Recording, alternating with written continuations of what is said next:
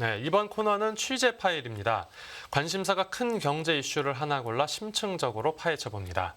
한국은행이 지난 2월부터 기준금리를 꾸준히 동결하고 있는데도 채권금리가 계속해서 상승하고 있습니다. 이 채권시장 참가자들이 어떤 생각을 갖고 있는 건지 자세한 내용 금융시장부 김정현 기자에게 들어봅니다. 안녕하십니까? 안녕하십니까? 네, 이번 달 한국은행이 기준금리를 또 동결했습니다. 이 기준금리 영향을 많이 받는 채권금리가 지금 어떻게 움직이고 있을지도 궁금한데요. 네, 설명 부탁드립니다. 네, 그렇습니다. 한국은행 기준금리가 1월 이후 7개월째 3.50% 수준으로 유지가 되고 있는데요. 네. 최근 국고채 금리는 연중 가장 높은 수준까지 상승한 모습입니다. 네. 먼저 그림 보시겠습니다. 네, 순서대로 국고채 3년물과 10년물 금리 추이인데요. 이 시계열은 지난해 말부터 지난 금요일까지로 잡았습니다. 그 왼쪽 그림이 국고채 3년물 금리고 오른쪽 네. 금리가 그림이 국고채 10년물 금리인 거죠. 네. 네네. 네, 연초만 해도 더 이상 중앙은행이 추가 긴축을 하기 어렵고 올해 중 기준금리 인하에 돌입할 수 있다는 시각이 지배적이었습니다. 네. 그래서 1월 당시 그래프를 보시면 한은이 당시 기준금리를 3.25%에서 3.50%로 한 차례 인상을 했음에도 불구하고 금리가 밑으로 곤두박질 친 것을 알 수 있습니다. 네. 그러다가 물가 우려가 다시 커지면서 금리가 상승했는데 3월에 미국 실리콘밸리 은행이 파산을 하면서 다시 연중 저점 수준으로 하락을 한 바 있었습니다. 네네. 주목되는 것은 4월 이후부터의 흐름인데요. 아시다시피 연초부터 쭉 금리 동결을 이어가고 있는 상황인데 네. 4월에서 5월 사이만 해도 국고 3년물을 기준으로 해서 3.25% 부근에서 머물러서 횡보를 하는 모습이었습니다. 네. 그러니까 기준금리를 한 차례 인하할 것을 선 반영한 모습이었습니다. 그런데 5월부터는 계속해서 위쪽을 보고 있습니다. 3년물 금리는 최근에 3월 이후 최고 수준, 네. 10년물 금리는 올해 들어 최고 수준을 기록한 모습입니다. 네네. 특히 한은의 통화 정책에 민감하게 반응하는 3년물은 3.790%를 기록하면서 기준금리를 한 차례 인상했다고 해도 이상하지 않을 정도의 수준까지 올랐습니다. 네, 실제 그림을 보면 연초에만 잠시 등락이 있다가 지금은 이제 꾸준히 오르고 있는 모습이 확인되는데 몇 달째 기준금리가 변동 없이 계속 동결되고 있는데 이렇게 채권 금리가 오르는 이유가 뭡니까? 네, 이것도 아이러니하지만 결국에는 금통위를 시장이 점점 더 의식하고 있기 때문이다 이렇게 볼 수 있습니다. 네. 네, 한은 금통위는 연초에도 금리를 동결하면서 필요시에는 인상을 하겠다.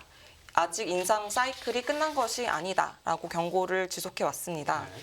그런데 이를 받아들이는 시장의 반응이 연초에서 현재까지 오면서 달라졌다는 겁니다. 네네. 네, 제가 역으로 질문을 하나 드리고 싶은데 앵커님 혹시 이별을 받아들이는 5단계에 대해 혹시 아시나요? 잘 모르겠는데 뭡니까? 아, 네. 이게 부정, 분노, 타협, 우울, 수용 이렇게 5단계를 거친다고 합니다. 네. 근데 이제 채권 시장 분들이 보기에는 금통위에 아직 인상 사이클이 끝난 게 아니다 하는 네. 입장을 받아들이는데 처음에는 부정을 했다가 지금은 수용을 하고 있다는 그런 게 나타나고 있다는 겁니다. 그러니까 처음에 채권 시장에서는 아니야 한국은행이 틀렸어 네, 하고 한국은행의 입장을 부정하고 있다가 그렇죠. 지금은 이게 아닌가? 네. 금리 인상 그러니까 한국은행이 맞는 말이었나라고 이제 생각이 바뀐 거네요. 네네, 네네. 그렇습니다. 네, 말씀드렸던 것처럼 연초에는 시장은 부정 단계였습니다. 네. 금통위가 더 이상 금리를 못 올린다. 인플레이션 전망도 둔화되고 있고 작년에 레고랜드 사태처럼 아직 PF도 문제가 될 수 있고 결국에는 내릴 수밖에 없다라고 생각을 했기 때문에 연초에 금리 급락으로 이어졌죠. 네. 하지만 시간이 흐르면서 시장은 금통위 입장을 진지하게 곱씹기 시작합니다. 네. 수차례 이어진 금통위에서 위원 6인이 최종 금리를 3.75%까지 열어두고 있다. 가계부채 우려가 매우 크다라는 등의 이야기가 나오면서 시장이 점점 불안감을 느끼기 시작한 겁니다. 네. 실제로 이번 금통위에서 인상소수 의견이 나올 것이라는 우려를 내놓는 시장 참가자들도 상당히 있었습니다. 네네네. 네, 여전히 근원 인플레이션이 3% 중반대 정도로 높고 미국 연준 통화정책 방향도 지켜봐야 되고 가계부채 증가세도 우려스러운 수준이라는 점을 고려하면 네. 금리 인하 시기가 가깝지 않을 수 있다라는 시각이 현재는 시장 주류로 자리 잡고 있습니다. 네. 네, 반년 넘는 시간 동안 서서히 금통위의 스탠스를 수용하게 된 것으로 보이고요. 네. 현재는 매파적인 재료랑 비둘기파적인 재료가 동시에 나와도 시장은 매파적인 재료에 더 강하게 반응하고 있습니다. 그러니까 더 매파적으로 쏠려 있다는 건, 그러니까 앞으로 한국은행이 기준금리를 더 올릴 수 있다라는 생각이 이제 강하다는 의미죠. 네. 네, 이제 이번 금통위 자체가 그 이전 금통위 때와 이제 비교를 하면 혹시 뭐 크게 달라지거나 한 점이 있지는 않았습니까? 1월 이후 5차례 연속 금리를 동결한 것이고요. 네네. 소수 의견도 없는 만창일치 금리 동결은 4월부터 4차례 연속이었습니다. 네. 시장이 예상한 수준에 부합했습니다. 이 시장에서 예상한 대로 나온 거군요. 네. 네네. 이창용 총재의 그 기자회견까지 감안을 해도 네네. 매도 비둘기도 아닌 평이한 수준이었다라는 평가가 지배적입니다. 네네. 보통 아시겠지만 금통위 날에는 총재 발언에 따라서 국채 금리가 매우 급등락하잖아요. 그렇죠. 근데 이번에는 아주 살짝씩만 움직이는 등 통상적으로 일희일비하는 반응이 전무했습니다. 근데 아무리 동결이라고 해도 이제 하는 총재 발언이 나오면 채권 시장이 일부 영향을 받기는 했었는데, 하는 총재 발언조차 그 평소보다 더 평이했다라고 이렇게 볼 수 있는 설명 같습니다. 근데 그래도 뭔가 달라지거나 추가된 부분이 있으니까 이렇게 채권 금리가 상승한 거 아니겠습니까? 네, 그렇습니다. 금통위 이후에 국내외 18개 기관이 금통위를 어떻게 봤나 살펴보니까요. 기준금리 추가 인상 가능성이 크지는 않지만 네. 다만 가계부채 문제는 리스크 요인으로 불거졌다고 평가를 했습니다. 이번에 달라진 점은 한은이 통화정책 방향 결정문에서 향후 기준금리 인상 필요성을 가늠하는 지표에 가계부채 증가 추이를 추가했다는 점입니다. 가계부채요. 네. 네, 그리고 이 총재도 가계부채 연착륙이 자신이 하는 총재가 된 이유 중에 하나라고 강조하기도 했습니다. 네. 여러 차례 강조를 했네요. 네. 경기에 대해서는 상방과 하방 요인이 모두 상존하고 있다고 평가를 하면서 네. 채권 시장에는 큰 영향을 주지는 않았습니다. 네. 대중 수출 둔화로 인해서 올해 경제 성장률이 0.1에서 0.2%포인트 정도 하락하는 효과가 있겠지만 네. 중국 단체 관광 효과랑 미국 성장률 상향 요인 등이 상쇄되면서 네. 전체 성장률은 기존 전망과 크게 다르지 않을 것으로 본 겁니다. 결국 금리 인하는 멀었고 장기간 동결 내지는 금리 인상을 우려할 때라는 결론입니다. 그러니까 앞으로 이제 가계부채 문제가 과연 이제 한국은행의 통화정책 방향에 어떤 영향을 줄지를 지켜봐야 하는 상황 같고요. 그 금통위가 끝나자마자 바로 미국에서 열린 잭슨홀 미팅, 이곳으로 금융시장 시선이 쏠렸을 것 같은데, 이번 미팅에서 제롬 파월 연준 의장이 연설에서 내놓은 발언, 이 어떻게 평가되고 있습니까? 네, 신기하게도 이창용 총재와 정말 짠 듯이 파월 의장의 연설도 평이했다는 평가가 지배적이었습니다. 네. 향후 기준금리 방향은 아래보다는 위다. 다만 현재 금리 수준도 제약적이라고 평가를 하면서 네. 시장을 너무 놀라게 하지는 않았습니다. 네, 파월 의장의 핵심 문장을 꼽자면 네. 추가 긴축할지 금리를 일정하게 유지하고 추가 데이터를 기다릴지 신중하게 결정하겠다입니다. 연준의 비공식 대변인이라는 별명을 가진 월스트리트 저널의 닉 티밀하우스 기자는 네. 이 신중하게라는 단어가 가장 핵심 키워드라고 평가했습니다. 저도 신중하게라는 단어가 딱 들어오더라고요. 네, 역시 앵커님. 네. 그 파월 의장이 흐린 하늘 아래 별을 따라 항해하고 있다라고 현 상황을 시적으로 표현을 하기도 했는데요. 네. 현재 위치를 확신할 수 없는 상황에서 데이터가 중요하다 이렇게 다시 강조한 것입니다.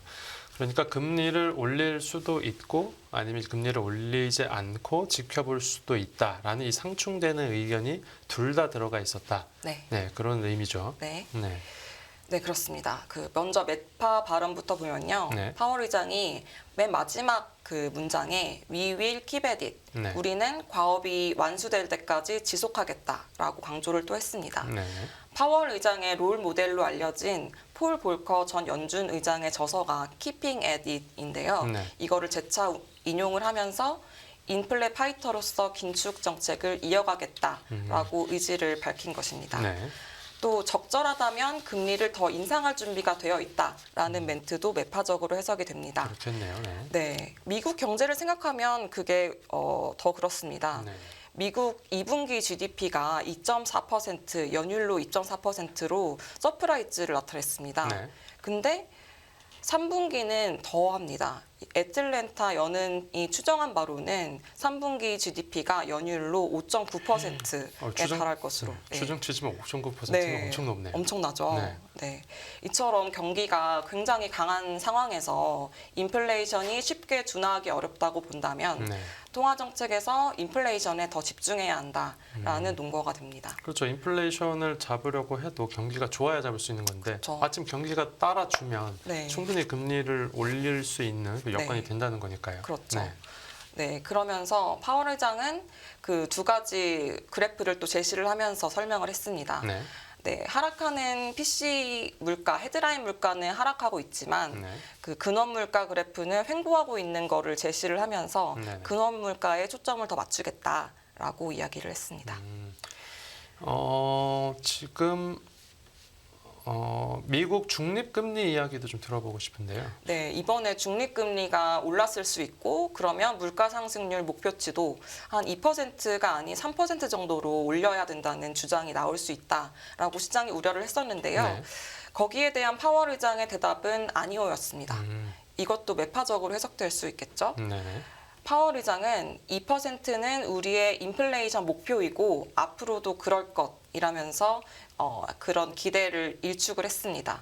2%까지 인플레를 둔화시키려면 좀 더 긴축할 수 있게 된다는 점에서 매파적입니다. 네, 물가를 조금 더 안정시키겠다라는 그런 생각이 반영이 된다면 금리를 더 올릴 수도 있다 이런 네. 설명인 것 같고 네. 반대로 금리를 더 올리기 어렵다라고 해석할 수 있는 부분은 없습니까? 네, 비둘기 면모도 있었습니다. 네. 현재 금리 수준이 제약적이라고 평가한 부분에서 나타났습니다. 네. 파월 의장은 현재가 제약적이고 인플레이션에 하향 압력을 가하고 있다고 말했습니다. 네. 그러니까 제약적이라는 표현을 7차례나 하면서 굉장히 강조를 했습니다. 그러면서 너무 많은 일을 하면, 그러니까 너무 긴축을 좀 과도하게 하면 네. 경제에 불필요한 해를 끼칠 수 있다면서 과도한 긴축을 경계하는 발언도 내놨습니다. 네. 확실히 그럼 이제 매파적과 비둘기파적인 그런 입장이 둘 다 반영이 된 건데 이번 잭슨홀 미팅에 대해서 미국 투자은행 업계에서 내놓은 반응은 좀 어땠습니까? 네, 월가에서도 비교적 평이했다고 저희랑 같이 생각을 같이 했습니다. 네. JP 모건은 경고도 없었고 놀라움도 없었다라고 평가를 했습니다. 그러면서 9월에는 FOMC가 동결할 것으로 보지만 그 사이 데이터에 따라서 인상할 가능성도 있다라고 했습니다. 네네. 네, 골드만삭스는 신중하게 결정하겠다는 파월 의장의 발언에 집중을 하면서 네. 향후 추가 금리 인상 가능성이 높지 않다라고 대답했습니다. 네. 시장에서 그러면 참가자들의 반응은 좀 어땠습니까? 네, 트레이더 반응도 우리나라랑 좀 닮아 있습니다. 네. 그 좀 더 매파 이슈에 집중을 하는 모습이었습니다. 예. 네, 패드워치를 보면은 9월 FOMC 동결 가능성이 80.5% 정도로 일주일 전에 비해서 다소 낮아지긴 했지만 압도적이었습니다. 네네. 네, 그런데 11월 FOMC에서는 한 차례 인상 가능성이 49.4%로 일주일 전 38%에서 높아졌습니다. 동결이 41.0%였으니까 네네. 그거보다는 인상 가능성이 더 높다 이렇게 본 겁니다. 네, 전문가들도 해석이 엇갈리는 상황인 건데 앞으로 채권 금리 방향은 좀 어떻게 볼 수 있는지 짧게 설명 부탁드립니다. 아, 네. 이충재와 파월 의장이 말한 것처럼 네네. 우리도 흐린 하늘 아래서 별을 바라보는 느낌으로 추정해 나갈 수밖에 없을 것 같습니다. 네.